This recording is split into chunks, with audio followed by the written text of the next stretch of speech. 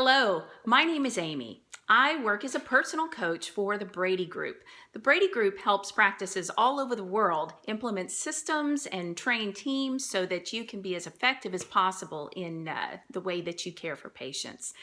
Today I'm going to address a question that we hear quite often, and that is, how do I get more new patients? That seems to be a universal issue wherever your practice is located, from Dallas, Texas to Australia all the way to Denmark. And so everybody seems to have the same challenge. What I'd like to propose is that you think a little bit differently and ask yourself some questions before you go and invest in marketing and decide that you're going to put time and resources into bringing in more new patients. The question I'd like to pose is your house ready to receive guests? Here's what I mean by that. Here's what we discover oftentimes when we have the opportunity to begin to work with a practice, and regardless of where they are in the world, we get pretty involved. We visit via Skype, we have reports that come in, and we look at several different things very, very closely. And what we often find is that there just aren't really proper systems in place and really no accountability or follow-up to make sure those systems are working well. And here's an example. Doctors, do you know how your front desk is answering your phone? Oftentimes the answer is no. If you do know and you are aware, good for you. But oftentimes I would like to suggest that maybe what you think is happening isn't necessarily what's happening. See, I worked in a dental practice answering the phone, and I can tell you that there are so many interruptions during the day, and even though I had the best of intentions, I didn't do very well oftentimes. And I had to be reminded that the most important thing is to get patients through the door. Everything else that's happening at the front desk is secondary, unless, of course, you're dealing with a patient face-to-face. But talking with patients over the phone, the way that we communicate, the questions we ask, the questions we answer are so vital.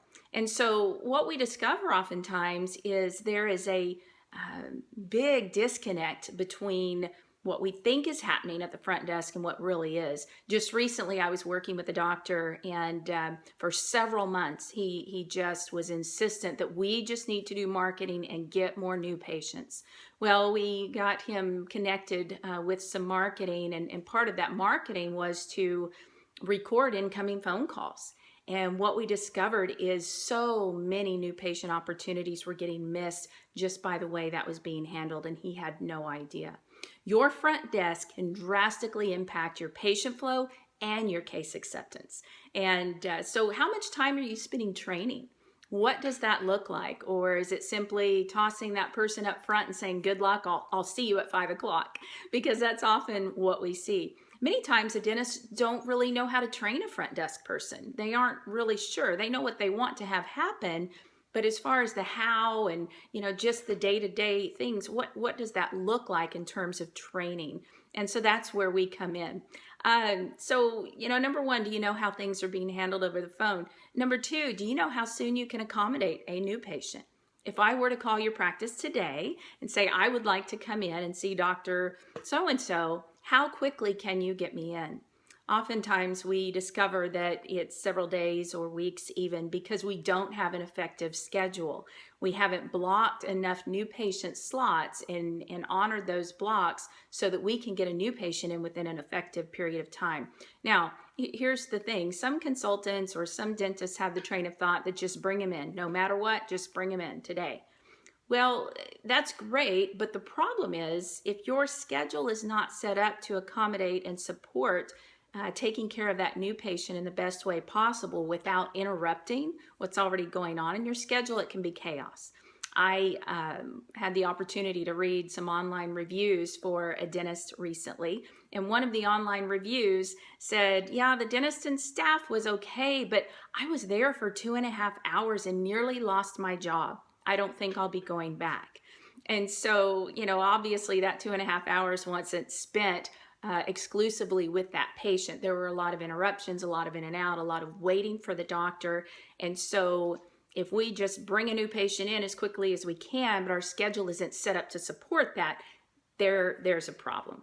Now, the third thing is there effective patient-centered communication going on in your practice so that when new patients or existing patients for that matter come in, they are able to express what it is that's important to them, and you're able to help more people get what they want.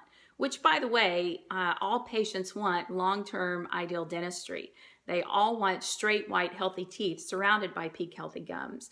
But there are obstacles and things that get in the way, or maybe they don't choose for you to help them because there's not a level of trust, or maybe what you're telling them they need is questionable because they don't hurt or nothing is bothering them.